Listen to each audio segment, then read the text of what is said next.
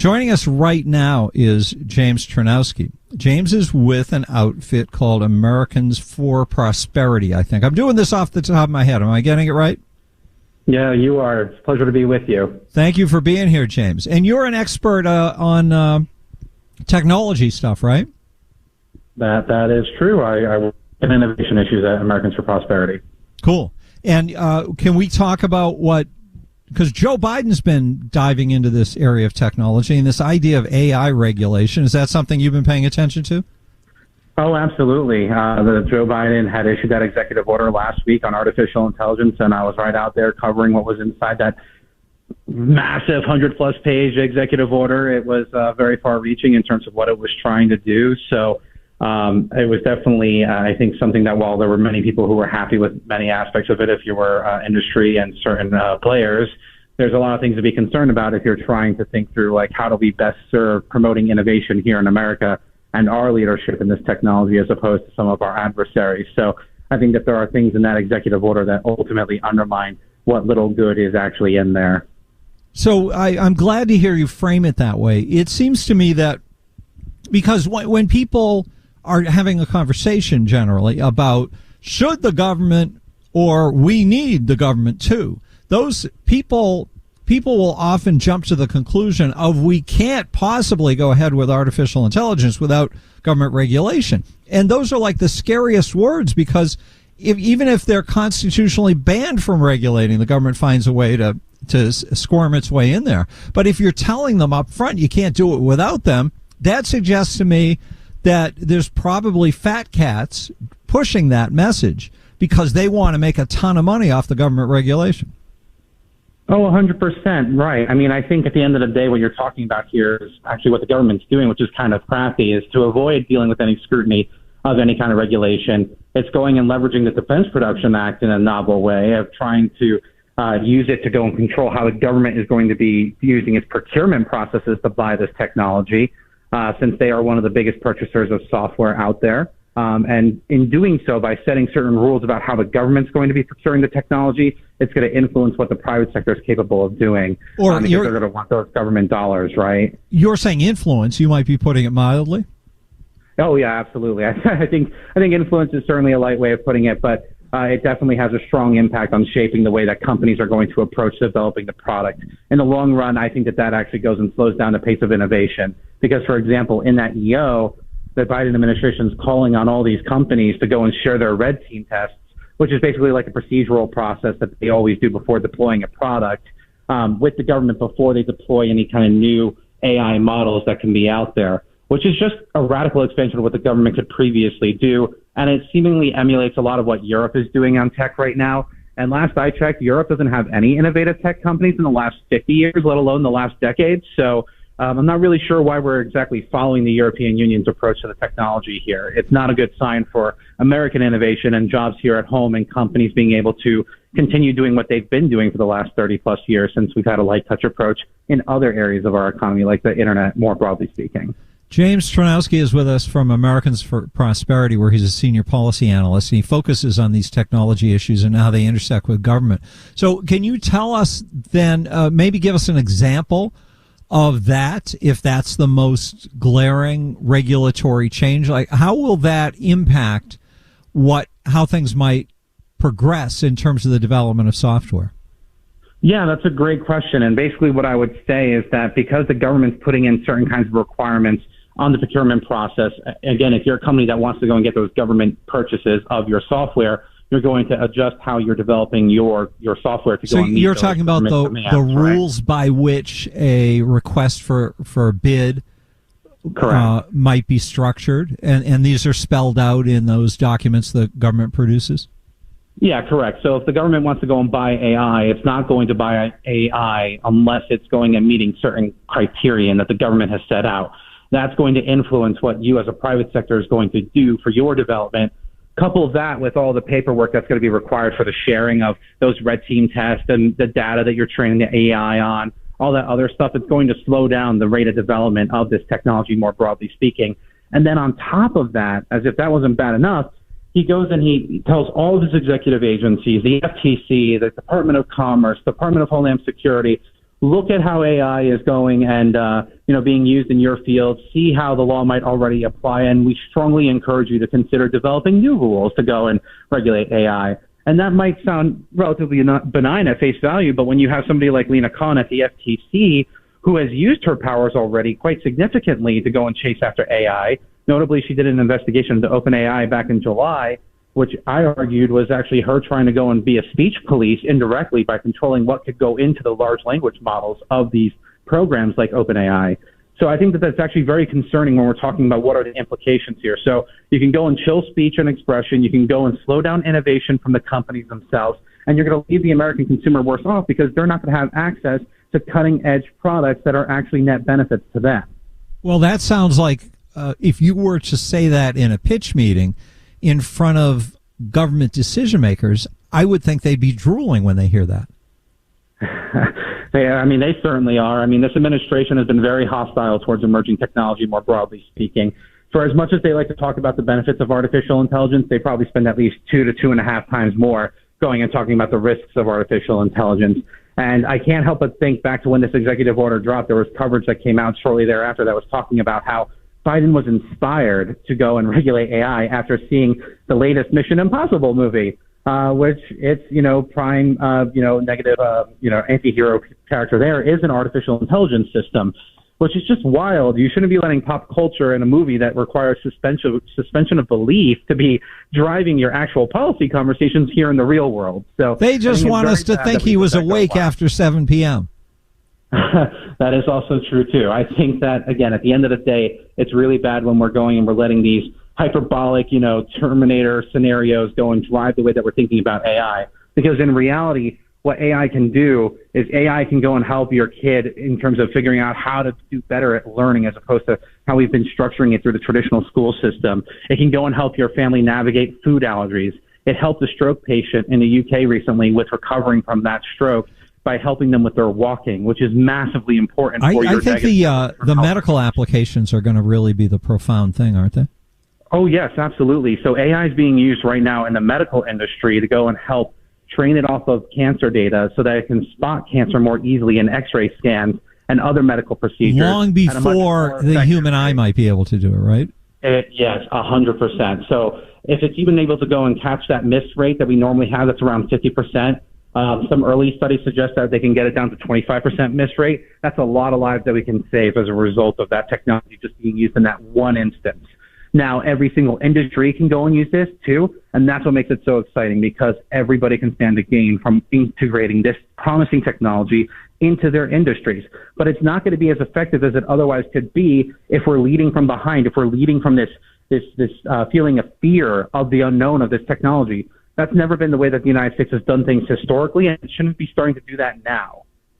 We're talking to James Czerniawski, Americans for Prosperity. James, we're going to take a quick break, and then I've got a couple more questions for you, and then we'll let you go, okay? Sounds great. More coming your way. Stay with us on WTIC. If seamless connections matter to your business, count on the science behind TDS Internet. Our fiber-rich network gives you the speed, stability, and security you need to meet your customers' understandably high expectations. And that makes for a healthier bottom line. Get a reliable connection for your business with an upgrade to TDS 1 gig Internet. Visit hellotds.com/business to get started. Internet speeds are up to and not guaranteed, subject to availability. Terms and conditions apply. See website for details. At Belco Credit Union, we're now offering 4.5% APY on our Boost Interest checking account for balances up to $25,000. That's a better rate than most savings accounts, and you can earn that rate just for doing things you normally do, like using your debit card. Life's busy enough. Let Belco help boost your life's journey with higher earnings. Open a Boost checking account today at any Belco branch or online at belco.org. Membership eligibility required. Conditions and restrictions apply. Insured by NCUA. Belco, banking for everyone. Eat big, spend small. Eat all that big, oh my, Carl's Cali Classic flavor with 2 charbroiled all beef patties, American cheese, grilled onions, classic sauce, lettuce, and tomato. A big burger with huge flavor in a full meal combo with small fries and a drink for a small $5.99. Big, small, win, win. Eat, eat. Available for a limited time at participating restaurants. Tax not included. Price may vary. Not valid with any other offer, discount, or combo.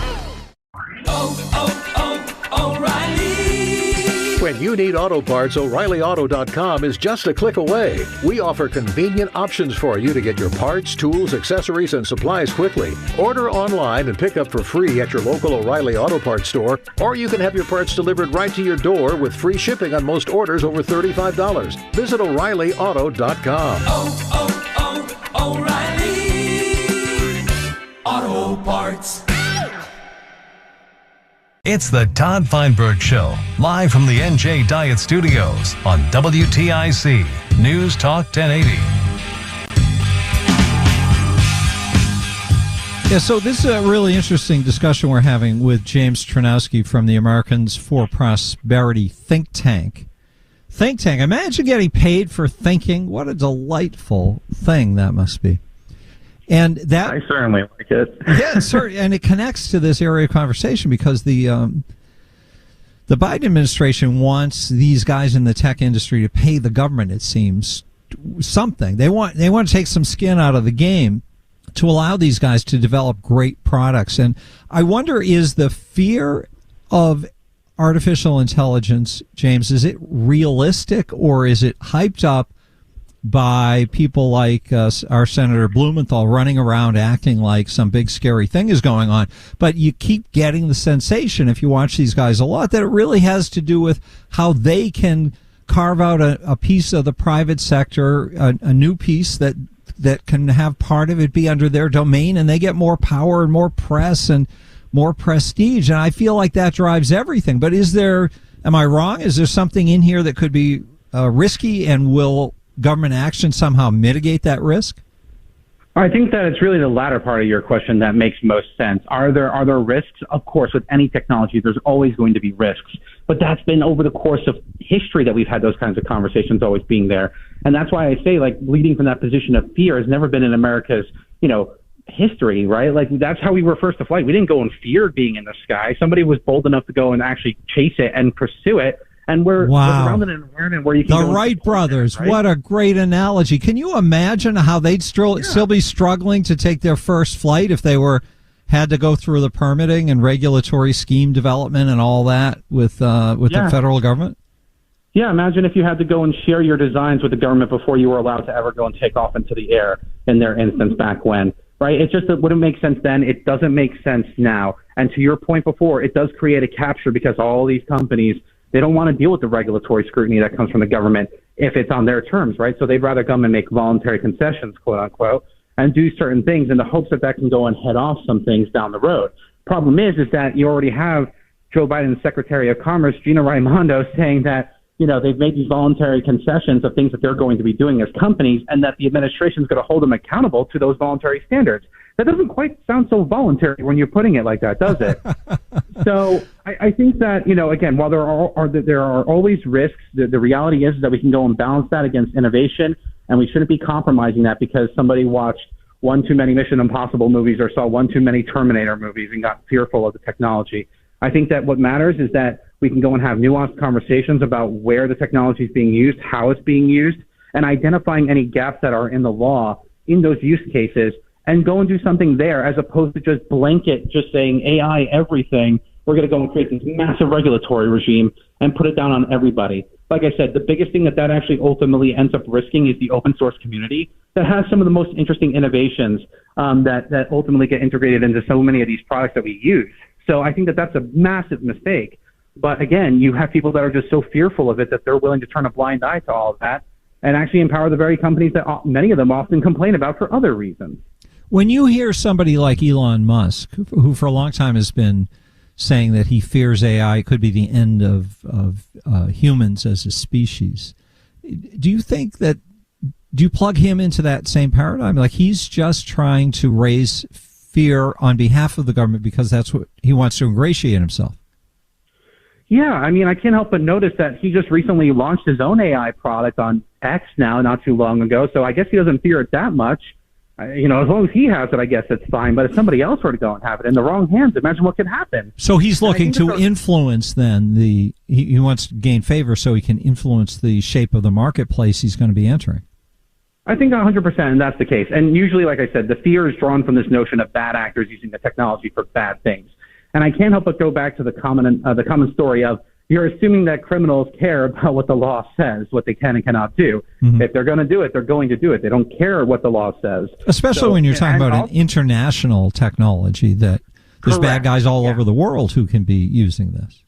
Yes, and actually Christopher Wray, when they were at the UK AI Summit just last week, was talking about how China, Iran, North Korea were increasingly using cybersecurity attacks to target American infrastructure and using artificial intelligence in the process of doing that, right? So I think that, once again, these rules do not matter to China, who does not care what those rules are. If you want to go and self-constrain yourself with how you're developing AI, China's going to say, thank you, let's us go and catch up to you and close that gap and possibly take the lead. And we know what their future looks like for AI if they were to go and be the leaders of that technology. They wanted to use that technology to control the dissemination of information online and censor more things that are negative about the PRC, more broadly speaking. That is something that is unacceptable, and the United States needs to go and stand up for its core principles of innovation and faith in the American dream and what's made our country so great at this sector over the last 30-plus years, that, we can go and actually lead and actually have a principled way of having AI develop in a great way here at home and have everybody else follow us like they've had in years past. Mm-hmm. All right, James, anything else you want us to know? Anything, a website you want us to look at? Sure. If you want to learn more about Americans for Prosperity, you can check out our website at americansforprosperity.org. And you can always check out my latest musings on technology policy issues on X at JamesCZ19. James CZ19 is the handle on X, which used to be Twitter. And someday we won't have to say both of those things together. James, thank you so much for your time. Any closing thought or idea you want to plant into our heads as you depart? I just want to keep encouraging your listeners to think about how AI can be used to positively influence your life. Again, it can help your kids with their homework. It can go and help in the medical context. It can help in so many different areas. So just keep that in the back of your mind and don't just buy into all the negative stuff that people want to go and spout about it, because there is a purpose for why they're trying to do it, and that should make you curious and question why. All right, James Czerniawski, Americans for Prosperity. Appreciate your time. It's good to talk with you. Thanks for having me. Take care.